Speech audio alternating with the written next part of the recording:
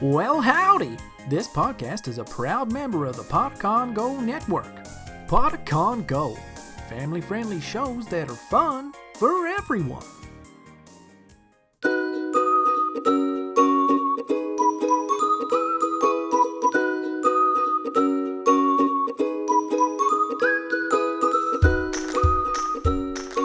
Welcome to Elderberry Tales. Grab a handful of magic feathers. It's time for a story. Today's story is The Ogre's Feather, an Italian folktale. Once upon a time, there was a king who was deathly ill. His court physicians had tried everything, but nothing worked. They all shook their heads and said his only chance was to get a magic feather from the ogre that lived in the mountains. But getting the ogre's feather would not be easy, since he was a monster that knew almost everything and ate all humans who crossed his path. Still, there were those who tried, because the ogre's feathers could cure all ills. The only reason people even knew about the ogre's feathers is that once in a while one of them fell to the ground and was discovered by some lucky villager. But there was no time to wait for that. "I would gladly get a feather from the ogre for you," one of the court advisors assured the king. "But with my wife and 8 children at home, I'm really not free to try." Another said, "Certainly I wish I could do it, truly, but with my aging mother to take care of, I must sadly decline." One by one, each officer at court offered one reason or excuse why he could not attempt the journey. "I'll go," said one of the court attendants in the back of the room. All heads spun around. "I have no family that depends on me," said the court attendant. "I'm honored to serve my king." The others clapped his back with admiration and relief. "Well, well," the king mumbled, "but be quick about it." That afternoon, the court officers led the young man outside the castle. They showed him the road he needed to take to get to the mountain where the ogre lived. "Do you see that mountaintop?" said one. "When you get closer, you'll see that the mountain actually has 7 small peaks. At the furthest of the 7 is the one where you'll find the ogre's cave. I would go myself, as you know, if I could." The others murmured, "As would I," and surely I would." "Anyway, good luck to you." They all spun around and walked very quickly back to the castle. The court attendant hoisted a blanket, in which he had wrapped food and provisions, over one shoulder, and set out toward the mountaintop he had been shown. By the end of the day, he came to an inn where he rented a room for the night. Sharing stories with the innkeeper, the attendant told the old man the purpose of his mission. "Surely you know the danger of trying to get the ogre's feather," the innkeeper cried out. Lowering his voice, he said, "If you are able, would you bring back a feather for me too? And would you ask the ogre if he knows anything about the whereabouts of my daughter who's been missing for years? I moved to this inn to still my grief, but I haven't given up looking for her, and never will." The young man nodded sympathetically and agreed to bring the innkeeper a feather from the ogre, and to ask the question about his daughter, if he could. The next day, the attendant reached the edge of a river. Soon a ferry approached, and the ferryman offered him a ride across the river for a few coins. The young man paid the fee, and as they rowed over together, the ferryman asked the traveler where he was going.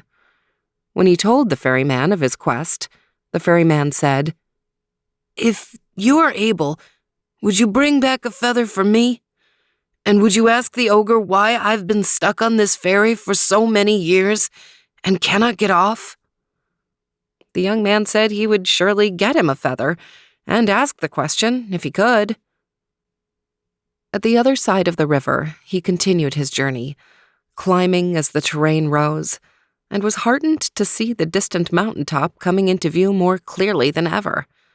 In fact, he could start to make out several separate peaks. Following a road used by villagers in nearby towns, the attendant came to a crossroads and stopped to eat his lunch. Two noblemen, also at the crossroads, were despairing over how their fortunes had suddenly disappeared. They noticed the stranger and struck up a conversation with him. Learning the purpose of the young man's mission, one of them said, "If you can, would you bring back a feather for us too? And would you ask the ogre why our fortunes vanished overnight, and if there's anything we can do about it?" The young man agreed, and the noblemen were amazed. "You're going to help us? Perfect strangers to you," they said. "Why not?" said the attendant. The two noblemen exchanged glances, and one of them said, "Tell us, what do you know about the ogre?" The young man said he knew the monster lived in a cave at the last of the 7 peaks. Said the nobleman, "Oh, if that's all you know, my friend, surely you're doomed." He leaned forward. "Listen carefully, and we'll tell you what you must do. You must wait till sundown to approach the cave, because that's when the ogre is away, and the only time when his senses are less sharp. When you get inside the cave, you must go all the way to the end of it. It will be very dark, so take these candles and matches to light your way. At the end of the cave, look for a door. Knock on it. If you're lucky, the ogre's wife will be there. Take our word, she's your only hope to get the feathers, and to escape with your very life." Grateful for the information, the attendant went on his way. It wasn't long before he came to the mountaintop he had been traveling toward, and could see all 7 peaks spread before him. As he hiked toward the 7th peak, the woods darkened and became harsher, and brambles and thick vines seemed to clutch at his legs. At last he reached the 7th peak, and there indeed was a cave that must belong, he felt sure, to the ogre. Stepping inside, he was glad for the candles and matches, since it was pitch dark. By candlelight, he made his way to the end of the cave, where there was a large wooden door. He knocked, and the door creaked open. Much to his surprise, the ogre's wife was not a monstrous giantess, but a beautiful maiden, dark-haired and dark-eyed, though tired-looking and worn down. "Why are you here?" she breathed. "The moment my husband comes home and catches a whiff of a stranger, he will eat you alive." The attendant told her about his ailing king and the 3 other requests for feathers and advice. She pulled him inside and closed the door. "Quickly," she said. "You must move someplace where he cannot smell you. Hide under our bed, where the goose feathers blanket and pillows will disguise your scent."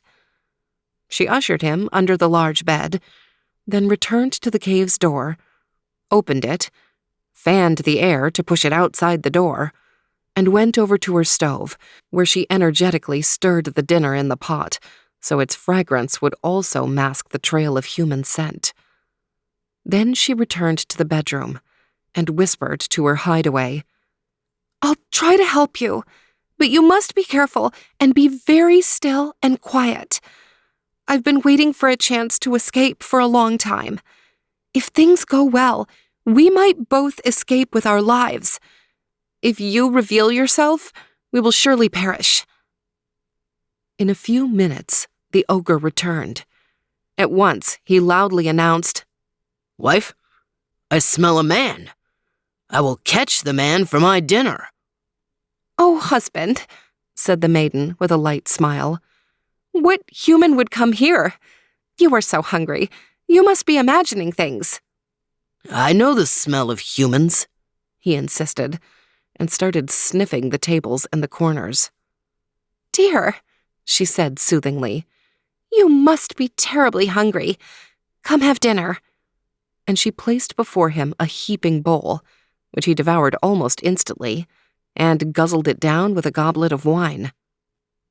"I still smell it," he said, frowning at her suspiciously.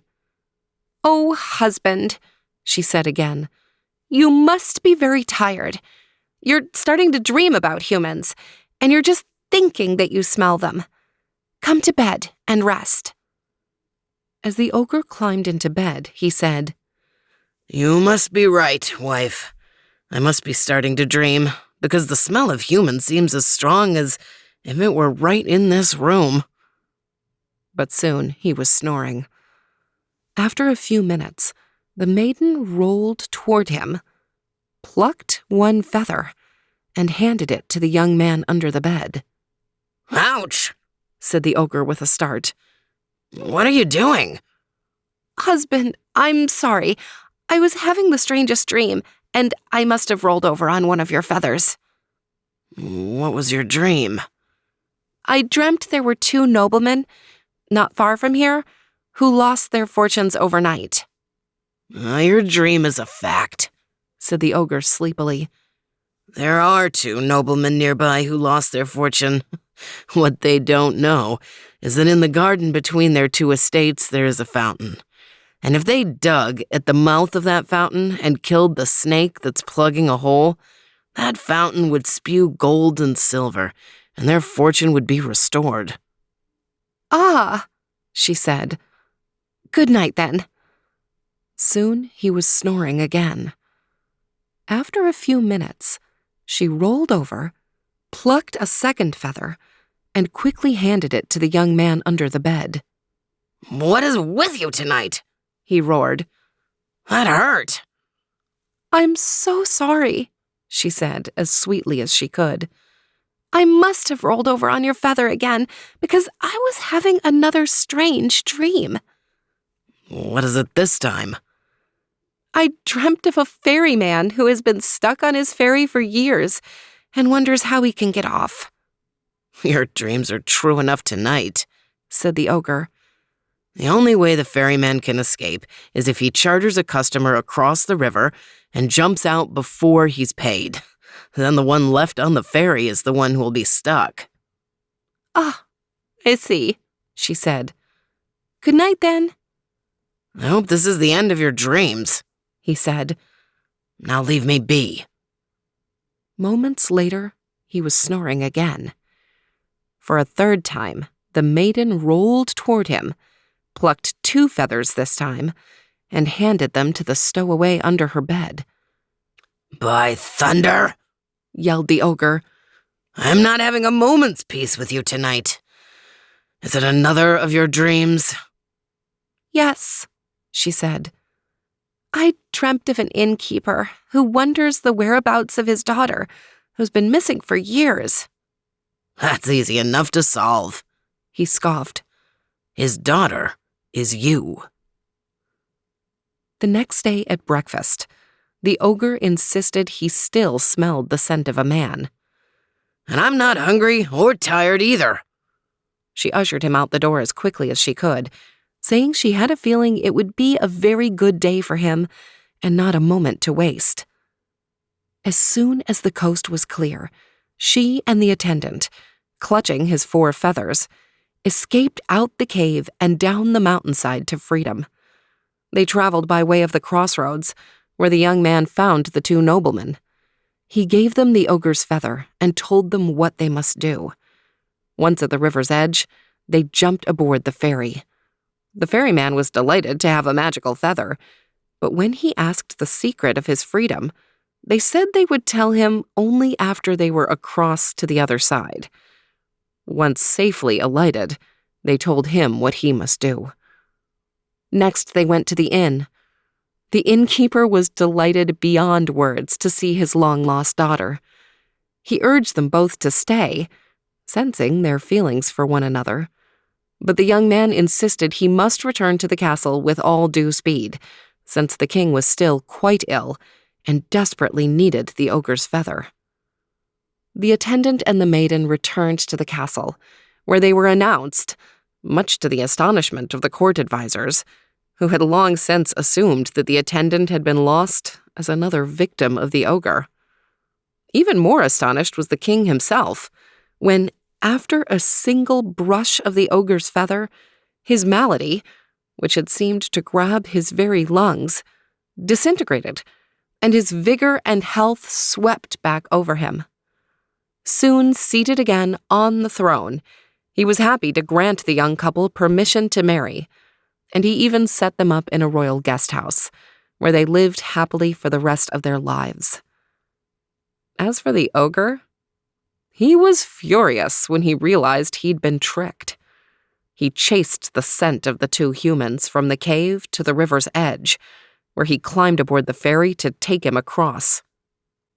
But the moment the ferry reached the other side, the ferryman, who knew the secret of his freedom, leapt ashore, leaving the ogre behind on the ferry forevermore.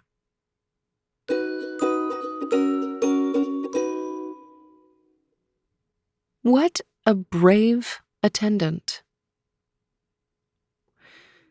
He was willing to go on this dangerous quest. He was willing to help every person he met along the way, and it worked out for him. In fact, if he hadn't offered to help the nobleman, he never would have learned about the ogre's cave and the wife, and that's information he needed to know in order to get those feathers, and to escape from being eaten. Sometimes in life, we need to be brave to help someone else. Have you ever been brave in being helpful?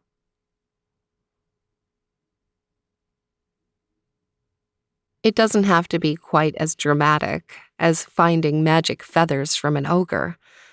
There's lots of ways to be brave and help someone else. It could be something as simple as going into a dark, shadowy room to get something that someone else needs. Or it could be doing something independent, like going into a store by yourself, to help someone else. Sometimes, when we're feeling shy, even speaking up for someone else or asking a difficult question can feel brave. I hope that this week you find a way to be brave for yourself or for someone else. Whether your bravery is big or small, I know you'll be proud of yourself for trying it. This story is an Italian folktale that was originally published by Italo Calvino in 1956 as part of his collection of Italian folktales. This version was adapted by Elaine Lindy for the website Stories to Grow By. Thank you to Elaine Lindy and the team at Stories to Grow By for making this story and so many others available for me to share with you today. Thanks for listening to Elderberry Tales. I'll see you next week.